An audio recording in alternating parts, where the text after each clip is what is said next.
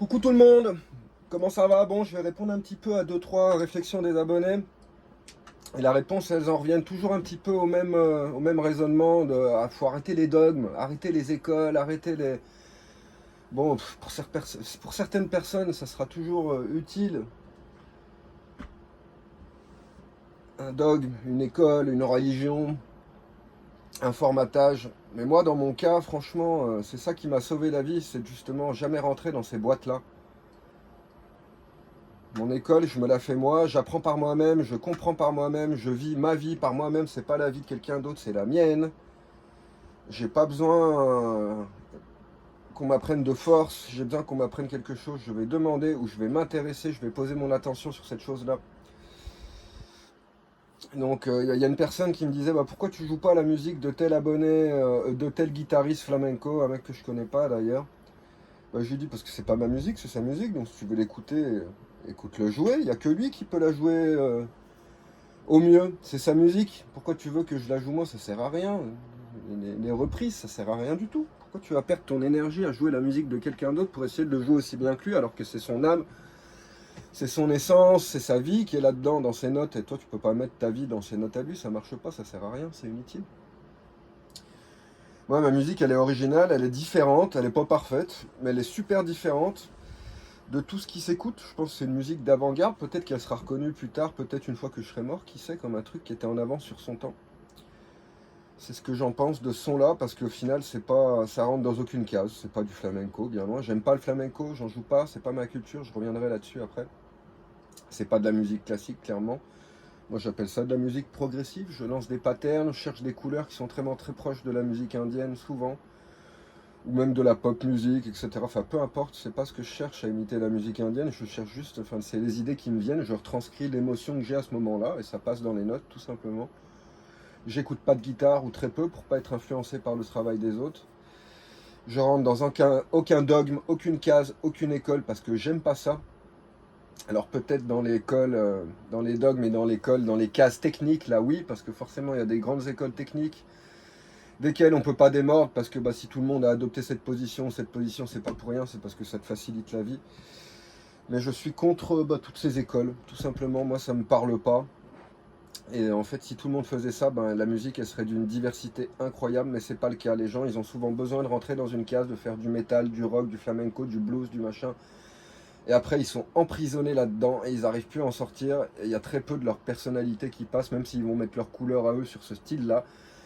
Ils vont jamais réinventer ce style, ils vont juste mettre leurs pattes dedans. Alors qu'enfin, moi, selon ma manière de penser, une personne devrait être égale à un style musical différent.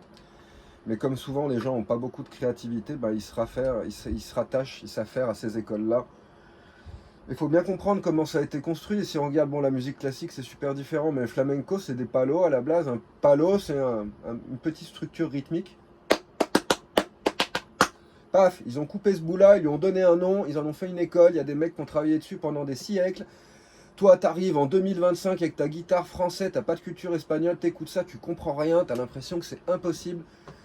Mais pas du tout. Pas du tout. C'est juste ça, c'est ce que je viens de t'expliquer. C'est une fraction rythmique qui a été coupée, travaillée par ce mec-là, parce que bah, il a isolé ça, il a vu que ça marchait, ça sonne super bien, c'est génial. Allez, ça c'est Bouleria, ça c'est machin, ça c'est Soléa, ça c'est truc. Ça a été repris par une infinité de musiciens jusqu'à ce que ça devienne traditionnel de l'Espagne. Donc t'imagines la quantité de travail, la quantité de personnes qui ont bossé, qui ont apporté leur touche. Tous ces styles, ils se sont complexifiés, ils sont devenus comme des dogmes, comme des religions en fin de compte. Et c'est ce qui fait que toi, tu arrives devant ça et tu fais oh putain, mon Dieu, c'est injouable. Mais pas du tout, c'est pas injouable. N'importe quel de ces patterns, tu le prends, tu l'isoles, tu fais comme eux. Hein, ils les ont pas joués à 200 à l'heure au début, ils ont commencé doucement. C'est comme avec tout dans la vie. Quand on apprend, quand on veut imprimer quelque chose dans notre disque dur, dans notre cerveau, bah faut y aller doucement. Ça sert à rien de forcer les choses. Pour qu'il y ait un certain type d'automatisme qui se fasse et qu'après, tu n'aies plus besoin de mettre autant d'attention sur ce que tu fais pour que ça sorte, que ça devienne naturel. Et le problème, l'avantage de ça, bah, c'est que ça a permis effectivement de développer des structures rythmiques qui sont d'une complexité dingue et incroyable. Mais moi, selon mon ressenti, mes envies, ce que j'aime, mes goûts, mes couleurs, ça enlève énormément de vie, énormément d'émotions, énormément de choses, parce que bah, justement, c'est enfermé dans cette structure rythmique, même mélodique ou tonale, qui fait que systématiquement, ils ont beau faire des prouesses incroyables, les messes en flamenco, à chaque fois, moi, ça m'évoque rien d'autre que du flamenco, et ça m'évoque pas grand-chose, le flamenco, ça me bouge pas les tripes, en fin de compte, quoi. Ça me bougera beaucoup plus les tripes, n'importe quel musicien, guitariste ou autre, même musique électronique, qui crée quelque chose de propre, qui ressemble à rien d'autre. C'est ça que j'aime dans la musique. C'est pas quelqu'un qui va faire une autre chanson de blues, une autre chanson de rock, de machin. Ah, fais-moi une track qui passe par le rock, le blues, le jazz manouche, le machin, je vais être aux gens, c'est fabuleux, c'est créatif, ça rentre pas dans des cases, etc. Moi, c'est ce que j'aime, être surpris, en fin de compte. Et le problème de ces écoles, c'est qu'elles deviennent ultra rigides, ultra fermées. Y a un mec qui en parle, un guitariste flamenco, qui est sûrement pour moi le meilleur guitariste au jour d'aujourd'hui, techniquement. Au niveau des émotions, non, pas du tout. Mais techniquement, c'est une brute, il est aussi fort que Paco de Lucia, il s'appelle Rafael Cortés. Rafael, R-A-F-A-E-L, Cortés, C-O-R-T-E-S. C'est carrément barré d'Espagne, le mec, tellement ça le gonfle, les flamencos, comme il dit. Et puis leur école, leurs dogmes, leurs limitations, leurs barrières, leurs interdits, leurs machins, les critiques à chaque fois que tu fais quelque chose qui sort des sentiers battus. Et il est parti s'installer en Allemagne il y a longtemps, il joue là-bas, il vit là-bas, il développe sa musique là-bas, et sa musique, elle déboîte. Le mec, il est monstrueux en flamenco, c'est juste... Pas que, je pense qu'il peut jouer un petit peu tout, il a un niveau technique qui est affolant. Mais bon, c'est quelqu'un qui est depuis qu'il est gamin, quoi, donc forcément, quand tu passes toute ta vie, tu arrives toujours à toucher des niveaux assez hauts dans la technique. Et donc il dénonce ça, quoi, qu'en fin de compte, c'est pareil dans le jazz, c'est pareil dans le blues, c'est pareil partout, quoi. Si tu veux être produit sur un label qui fait telle ou telle musique, si tu rentres pas dans les cases, c'est mort. Donc quand tu fais de la musique comme moi, qui ressemble à rien d'autre, que c'est juste ta musique, tu peux même pas mettre un nom dessus. Moi je suis emmerdé quand je fais mes vidéos YouTube et que je sais pas quoi mettre. Et je me retrouve à mettre flamenco, classical musique, classical guitare, etc. Alors que c'est pas ça du tout. Et je vais même pas dire c'est mes influences, parce que ça influence que très peu ma musique. C'est mon vécu, mes idées, mes amis, mes voyages qui influencent ma musique. Même si, bon, je pense que flamenco un petit poil, parce que je bosse son côté technique. Donc en bossant ces techniques, forcément, il y a des techniques, des patterns, des fractales de flamenco qui ressortent. Et pareil pour la musique classique, comme j'en travaille quand même pas mal. Il y a des idées ou des couleurs, des tonalités qui peuvent ressortir. C'est l'inconscient qui fait ça. Des choses que j'aime dans ces musiques-là qui reviennent. Et donc, la musique classique est beaucoup plus, je trouve, beaucoup plus ouverte par rapport au flamenco, même à d'autres écoles. C'est-à-dire, dans l'ensemble, musique classique, que ce soit guitare, piano, violon, il y a un nombre de créations qui n'ont rien à voir, qui ne se ressemblent pas. Enfin, c'est pour ça qu'on a mis ça, les musiques classiques. En fait, ce qu'ils appellent musique classique, c'est une musique qui est extrêmement travaillée, détaillée au niveau harmonique, qui a un sens du solfège qui est parfait, de la rythmique. Enfin, tout est bossé à un point pour que ce soit complexe, pour que ce soit ingénieux, pour que ce soit... C'est pas 3 notes de blues, un solo, une rythmique, non, rien à voir. C'est des passages à chaque fois qui nécessitent des mois, des années de travail, tellement c'est complexe à jouer. Par contre, le truc, c'est que moi, à chaque fois que j'écoute de la musique classique à la guitare, ça finit très rapidement par me gonfler très vite, parce que c'est toujours cette musique un petit peu avec la... Il y a toujours une espèce de couleur un petit peu chiante. C'est plus la manière de jouer dans cette douceur, le toucher un petit peu trop rond à mon goût. Même les idées, enfin, il y a une couleur un petit peu guitare classique, et moi, il n'y a que très très peu d'œuvres qui me touchent. Il y en a quelques-unes de Tárrega, de Regondi, de Agustín Barrios, c'est peut-être mon préféré. Et au-delà de ça, il n'y a pas grand-chose qui me touche, donc je travaille ces trucs-là en boucle pour ma technique. Parce que c'est ce qu'il y a de mieux pour travailler la main gauche. Le flamenco est moins complexe à la main gauche, puisqu'il est beaucoup plus complexe à la main droite. Et plus tu accélères à la main droite, moins tu vas pouvoir faire des choses de dingue à la main gauche. Et donc voilà, comme moi tous ces dogmes, ça m'intéresse pas. Ça m'intéresse clairement pas, ça sert à rien, ça génère des blocages, des répétitions, comment expliquer ça? Même dans la religion, en fin de compte, si tu regardes le bouddhisme, le Bouddha il est mort avant le Christ. Ses premiers écrits sont arrivés sur le marché, on va dire 200, 250 ans après que le Bouddha soit mort. Donc déjà ces trucs-là, c'est des mecs qui les ont écrits, c'est pas lui. Lui, il faisait juste, il voyageait, il se baladait avec ses potes à pied, il méditait, il parlait, il discutait, mais il écrivait pas. Et donc, c'est ses potes, c'est des proches qui ont commencé à écrire. Mais bon, si ça a été fait 200 ans plus tard, c'est même pas les proches, c'est les disciples des disciples, etc. Donc t'imagines la déformation du message original. Et c'est comme ça que petit à petit, à travers les siècles, il y a plein de gens qui se sont mis à travailler sur ces textes, mais à créer des textes. Et aujourd'hui, l'œuvre bouddhiste, elle est immense. Tu veux comprendre le bouddhisme tibétain, le bouddhisme du sud-est asiatique qui est différent, le bouddhisme indien, c'est tout devenu des écoles. Parce que chacun a apporté sa touche, sa traduction, son texte, etc., etc. Alors le problème de ça, c'est que ce mec qui voulait à la base rien, il voulait juste que les gens ils pensent par eux-mêmes. C'était ça le message, c'est vraiment... Bon, il y en a d'autres, quoi, mais un des grands messages de ce mec-là, c'était que les gens apprennent à penser par eux-mêmes et qu'ils arrêtent d'accepter l'esclavagisme, la religion hindoue qui créait autant de misère, etc. C'était pour... Ils se soulevaient un petit peu contre l'hindouisme, clairement, et ils voulaient éveiller les gens pour que les gens pensent par eux-mêmes et que les clés de leur bonheur, qu'ils réalisent qu'elles sont entre les mains, et puis pas entre les mains d'un dieu hypothétique d'une église, etc., etc. Et le problème, c'est que comme c'est devenu une religion, un dogme, parce qu'il y a trop de gens qui ont bossé dessus, qui ont réfléchi, qui ont interprété, qui ont machin, maintenant le message, même si je pense que c'est bien la seule pensée enfin, philosophique, c'est plus de la philosophie, le bouddhisme, c'est pas vraiment de la religion, ils sont vraiment contre ce mode de pensée, religion, etc., comme une philosophie qui t'incite dans tous les livres à penser par toi-même, etc., etc.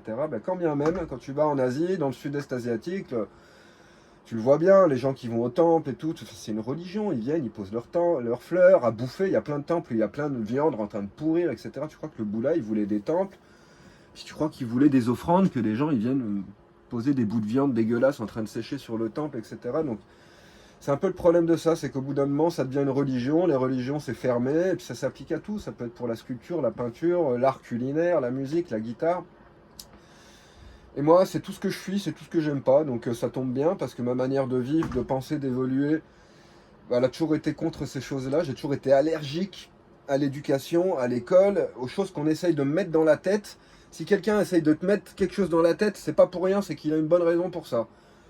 Moi, j'ai pas envie qu'on me mette quoi, je mets dans ma tête ce que j'ai envie d'y mettre. C'est comme ça que tu deviens unique, que tu deviens personnel, que tu deviens un être humain, un vrai, qui est différent des autres et pas un mouton de plus dans le troupeau. Et donc, c'est vraiment essentiel. Et dans la musique, dans l'art, pour moi, c'est justement tout l'intérêt de l'art. C'est de développer, de transmettre ton essence, ta personnalité, qui t'es, à travers ton art, pour le partager avec les autres. Ça perd presque tout son sens quand au lieu de passer ton temps à essayer de développer une couleur, un art qui t'est propre, tu passes plus de temps à essayer de respecter les arts et les limitations, les conseils, d'une école, d'un dogme, quoi. C'est ça qu'il faut bien comprendre. La télévision, c'est pareil, la politique, c'est pareil, l'éducation de nos gamins, c'est pareil, la bouffe, c'est pareil. T'as envie de bouffer de la viande, mais vas-y, bouffe-en. Il y a plein de gens qui me font des réflexions avec ça, mais arrêtez de me gonfler, quoi. Va dans la savane, dans la forêt, regarde dans le ciel, regarde à la plage, regarde machin, tous les animaux, ils se bouffent entre eux, c'est pas pour rien, quoi. C'est comme ça, c'est naturel, bouffer des animaux. Le problème, il n'est pas là, il est dans l'élevage de masse, dans l'industrie, dans l'industrialisation, dans le fait que les gens consomment trop de viande, de mauvaise qualité. Enfin bref, c'est pas le débat d'aujourd'hui, quoi. Mais il y a un moment, il faut arrêter ces dogmes. Chacun a sa vérité, chacun a ses petits plaisirs dans la vie, et chacun y vibre pour des choses différentes. Et puis foutez-nous la paix, quoi. T'as envie de vivre comme ça, tu vis comme ça. Du moment que tu fais chier personne, tout va bien. C'est vraiment problématique cette histoire de dogme, d'école, là, de religion en permanence. Et moi, ma musique, c'est pour ça qu'il y a plein de gens qui aiment pas trop ça, quoi. Il y a plein de mecs en ce moment qui commentent ça, mais arrêtez de me commenter ça, ça sert à rien. Mais, oui, moi je t'adore, j'aime bien ta manière de penser. Par contre, la musique, le flamenco, j'aime pas ça, donc je soutiens ta chaîne pour tes pensées, etc. Pas pour la musique. Il n'y a pas de problème, t'es libre de, je sais bien, quoi, c'est cool, quoi. Tout le monde ne m'aime pas, déjà, quoi. Et en plus, si tu aimes pas trop ma musique, il y a de fortes chances que si tu me connaissais personnellement, tu m'aimerais pas. C'est souvent comme ça, donc attention, si t'aimes bien ma manière de penser, si ça vient choquer avec la musique derrière, c'est super étrange, c'est un peu bizarre, mais bref, moi ça me dérange pas, enfin, je suis conscient comme musicien depuis toujours, je sais bien qu'il n'y a aucun musicien qui va proposer une musique qui plaît à tout le monde, c'est comme ça. Il n'y a pas de souci, donc où est l'intérêt de perdre du temps à mettre un commentaire, bon la musique moi j'aime pas, par contre machin, ok, pas de souci, aucun problème, ça me dérange pas, il n'y a pas de souci, mais il n'y a pas de... Il n'y a pas de raison de perdre son énergie pour faire ça, quoi. Moi, j'ai aucune prétention. Je fais de la musique, je suis musicien, je produis un truc, j'essaie de faire un truc qui m'est propre. Ceux qui commencent à me connaître, vous devez commencer à vous rendre compte que, effectivement, ma musique, elle ressemble à rien d'autre. C'est pas évident, hein. C'est qu'une guitare sèche, sans ampli, sans effet, sans rien. Pour arriver à sortir des sentiers battus, ceux qui connaissent un peu l'instrument, ils comprennent que c'est un travail de psychopathe, ce que je suis en train de faire. Et je le fais pas pour ça, pas pour faire quelque chose d'impressionnant ni rien, c'est parce que moi c'est ça, c'est ce qui me branche, c'est ce que j'aime, donc le travail, je peux y passer 12 heures, 14 heures, c'est comme si j'y avais passé 20 minutes, j'adore ça, c'est mon kiff. Et donc voilà, je fais au mieux, pour faire au mieux pour moi, pour que ça sonne bien dans mes oreilles, que ce soit beau, que ce soit pas chiant, améliorer ma technique en permanence, proposer des nouvelles idées. Je suis toujours ouvert à la critique, donc plutôt que tu me dises bah, j'aime pas, je m'en fous, moi j'écoute ta chaîne pour tes pensées, bon bah c'est cool. Mais enfin, la critique constructive, c'est toujours mieux parce que ben j'aime pas, bon bah super, t'aimes pas, y a pas de souci. Moi aussi, il y a plein de trucs que j'aime pas, mais je vais pas perdre mon temps à aller parler à chaque artiste sur internet pour lui dire bon bah j'aime pas ton son, par contre j'aime bien ta manière de penser, ça sert à que dalle, c'est inutile, c'est une perte de temps pour tout le monde. Donc voilà, moi je propose ça, je pense que c'est clairement un art, une proposition musicale que je fais qui finira par être reconnue tôt ou tard. Il y a peut-être même il y a pas mal de chances pour que ça soit reconnu après que je sois mort. Parce que ça sort tellement des sentiers battus ce que je joue qu'au final, ça passe ou ça casse. Mais pour la Matrix, pour le gros du troupeau, c'est ingérable comme musique parce que ça respecte pas les rythmes, les tonalités, c'est libre, c'est musique libre. C'est comme de la guitare progressive, mais sans le kick, sans le boom boom de la techno progressive. Où vraiment, il y a des idées qui surgissent, je développe, je sculpte au fur et à mesure, j'isole des idées, des patterns. Quand je commence à sentir que ça va bien par là, je vais curer le truc, je vais le sculpter, je vais l'isoler, le répéter, le monter sur la gamme, la même idée, le même fractal, la même idée rythmique, je vais la déployer un petit peu, ça va m'amener sur une autre idée, sur une autre idée. Et puis des fois, à force de changer de pattern, d'idée, de fractal, ça finit en plus par me ramener sur celui du début, ça crée des boucles. Et j'adore ça. Pour moi, ça me rappelle la vie, ça me rappelle les vagues dans la mer, ça me rappelle le vent. C'est pas parfait, c'est pas des rythmes parfaits. C'est comme quand tu écoutes un oiseau chanter, tu écoutes l'oiseau chanter, écoute bien, c'est super mélodieux, c'est magnifique, c'est tellement agréable, ça te détend, et ben c'est pas pour rien, c'est parce que si l'oiseau il commençait à chanter sur le rythme, à faire du 1, 2, 3, 4, et à te faire des gammes, des machins, mais ça te casserait la tête, surtout qu'ils chantent super aigu. En fait, le fait que les oiseaux soient si agréables à écouter, c'est justement pour ça, ça respecte pas trop de structure, et ils font pareil, ils lancent des patterns, ils jouent sur ces patterns, ils passent sur un autre. Et toi, ben, en tant que bon être humain qui est habitué à écouter de la musique carrée, mais carrée, que ce soit au niveau de son rythme, de sa mélodie, du tempo, de l'harmonie, le solfège, attention, le rythme, attention, ben, tu es tellement habitué à ça que pour le coup, pour adhérer à une musique comme la mienne, ça nécessite un décrochage, ça nécessite un laisser-aller. Ma musique, elle va super bien si tu es en train de faire autre chose. Cuisine, fais l'amour, conduis ta bagnole, enfin n'importe quel truc où tu vas pas avoir toute ton attention qui est prise, ben, ma musique, par moment, elle va venir chercher ton attention et à d'autres moments, elle va te repousser dans l'autre sens. Tu vas perdre un petit peu le truc parce qu'en fin de compte, tu peux pas vraiment suivre le rythme ni sa structure. Et l'effet de ça, ben, c'est que ça a un effet un peu méditatif. C'est comme si tu te prenais une méditation gratuite en fin de compte. Et ça te force à décrocher, sinon tu peux pas connecter à ça. Donc voilà, moi je comprends tout à fait qu'il y a plein de gens qui aiment pas ça. Moi, elle a pris cette forme-là naturellement, ma musique, et aujourd'hui, je commence à essayer de l'agencer, à faire des tracks, faire des choses plus logiques. Là, les derniers enregistrements que j'ai mis en ligne, c'est beaucoup plus doux. Je dis, allez Ben, fais gaffe, arrête de rentrer dedans, de montrer ta technique, tes machins en permanence. On sait que tu l'as, ça sert à rien de montrer tes testicules en permanence comme ils font dans le flamenco, surtout que tu critiques ça tout le temps. Et essaye de te concentrer un peu à faire un truc cool, doux, mélodieux, et puis ben, ça l'a fait, ça fait un bel enregistrement, là, je crois qu'il vient d'être mis en ligne, c'est chouette. Moi qui disais que j'allais mettre les trucs réservés aux abonnés, je mets encore plus de musique en ligne, mais bon, je suis comme ça. Et donc voilà, moi plus ça va, plus j'évolue, plus je progresse, mais j'arrêterai pas de jouer de cette manière-là où j'improvise, c'est ma manière préférée pour moi, c'est la vie. C'est ce que je préfère, la musique qui se déploie en temps réel, qui vient chercher les idées, qui n'a pas été programmée avant, qui n'a pas été répétée avant. Elle est rugueuse, elle n'est pas parfaite, il va y avoir des ratés, etc. Mais c'est là qu'il y a des coups de génie et des choses ingénieuses qui se passent. Et avec ces petits ces petits trucs ingénieux plus tard, quand ils sont enregistrés, bah, tu t'en rappelles. Ou même tu arrives à t'en rappeler des fois. Et c'est ça que tu vas développer, que tu vas transformer en chanson plus tard. Ça va devenir le cœur d'une idée, d'une chanson. Ça viendra avec le temps. Moi, ça fait que 7 ans que j'y suis. Donc t'imagines que le boulot technique, le travail main droite, main gauche, mélodique, c'est monstrueux. Et pour moi, c'est une facilité, ça m'a permis de jouer, ça permet de jouer au début de ça. Si tu attends de connaître bien le solfège, de connaître bien bah, tu joues jamais au final. Donc moi, j'ai développé un mode de jeu qui me permet de me balader sur le manche, de jouer, de faire que ce soit agréable en même temps. Tu vois, je joue vraiment l'instrument quand je joue de la musique classique, des trucs très compliqués. Tu prends pas autant de plaisir à jouer l'instrument, toutes les positions sont difficiles, ça fait mal partout, c'est merdique. Et tu peux même plus mettre autant d'émotions dans les notes parce que c'est tellement compliqué. Et moi, c'est l'inverse, je cherche du fun, du gameplay. Donc, c'est plein de positions que je fais qui sont agréables, qui sont sympas. Et où je peux mettre une tonne d'émotions. S'il faut accélérer à 2000 à l'heure, j'accélère à 2000 à l'heure et tout parce que c'est accessible. C'est ma manière de faire, quoi. Donc, ben non, vous ne me verrez pas jouer. T'as beau demander, je te ferai pas la chanson de Paco Machin, de Tomatito. Ça sert à rien. Il n'y a qu'eux qui peuvent jouer bien leur track. Moi, c'est pareil, essaye de donner n'importe lesquels de mes impros d'une heure. Tu dis à même au meilleur guitariste flamenco du monde, va jouer ça. Il sera incapable de le jouer comme moi, c'est normal. On a tous des doigts différents, un cœur, une âme différente. C'est ça qui est beau. On travaille les choses des autres pour repousser nos limites, travailler la technique. Quand on n'a pas d'idées, mais moi c'est pas mon cas, des idées j'en ai beaucoup trop, donc je vais pas commencer à travailler celles des autres, c'est bon, j'ai pas de temps à perdre avec ça. Voilà. Enfin voilà, c'était la petite vidéo du jour hein, pour vraiment parler de ça, des dogmes, des écoles fermées, de la rigidité de la pensée. Pour moi, ça n'a jamais été quelque chose de productif. À travers l'histoire, on l'a vu aussi, les choses qui se répètent, ça se finit souvent en guerre, ça se finit souvent très très mal. Et, chaque personne, chaque être humain est une école, est un dogme lui-même. Alors bon, bah, je comprends qu'il y a plein de gens qui n'ont pas la force, qui n'ont pas l'énergie, qui n'ont pas la créativité, qui ont des peurs, des blocages, que ce soit physique, mental, etc. et qui ont besoin de ces écoles pour évoluer dans tel apprentissage, que ce soit un art ou n'importe quel autre apprentissage. Je comprends ça. Mais moi, depuis très jeune, depuis toujours, j'ai jamais été prêt à payer le prix de cette chose-là. C'est que certes, tu as un enseignement, mais tu vas y laisser des plumes, tu vas perdre ton expressivité, ta personnalité, ta créativité au profit d'un dogme, d'une école pour entrer dans un moule rigide. Et moi, ça, il n'y a rien qui me fait plus peur dans la vie que ça. Pour moi, ça, c'est la mort. La rigidité, pour moi, c'est la mort. Dans le bouddhisme, ils en parlent beaucoup, tout ce qui est fluide, tout ce qui est souple. L'eau, c'est indestructible.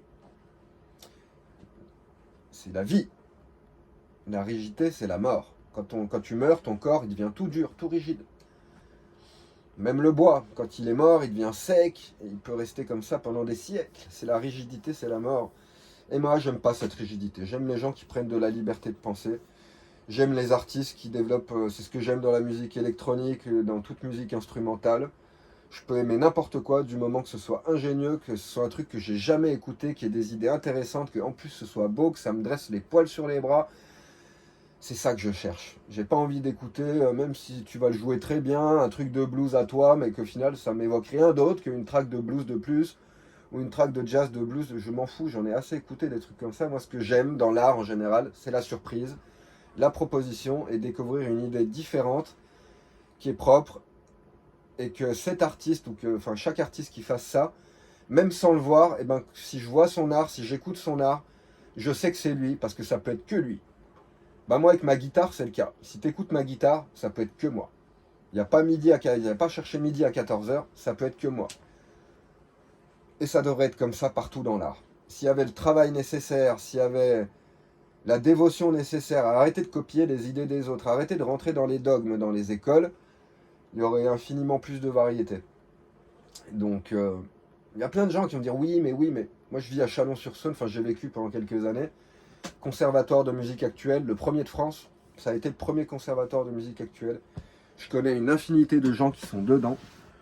Bah, j'ai jamais vu des gens qui travaillent autant et qui sont aussi peu créatifs. Ah, ils travaillent énormément. Hein.